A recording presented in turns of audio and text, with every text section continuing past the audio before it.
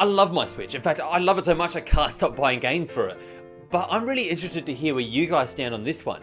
I keep buying all these games digitally, and then later on, these games get announced to be coming physically, and so I'm conflicted because do I want to buy these games again that I love physically because I love having the physical collection, or am I just happy owning the digital copy?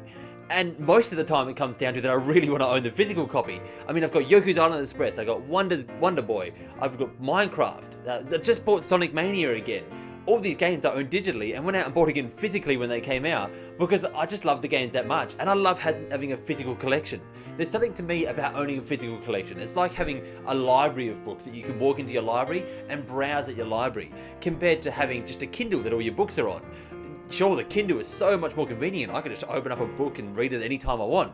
But walking into our library and seeing my collection of games laying up there, it's something special to me and it's my way of displaying who I am. So when it comes to buying digital or physical, I will always choose the physical option. But this is where the confliction comes in. As I said, these games are coming out later, the ones that I already own. And it's not just that they're coming out later. A lot of the times they're coming out more expensive because they got to justify the price of printing physical media, the cartridge cost and everything else. But sometimes they're not just $10 more. They can be a lot more. In fact, some of these games are even double the price physical as they are digital. But that's not the point of this video. The point is that I want to know where you stand on this. Do you think publishers are in the wrong here, releasing games later? Do you think they're just being cautious? Maybe they have to with this. Do you buy these games physically after they release digitally? Are you waiting for any physical games to come at a later point? Or do you just not even care about physical games at all? The funny thing is that I just can't even see an end to this anytime soon because obviously we've got companies like Super Rare Games and Limited Run Games releasing these games in these digital only games at the moment in limited quantities as physical releases. And so it's got me confused every time a game comes out in the eShop. Do I buy it then?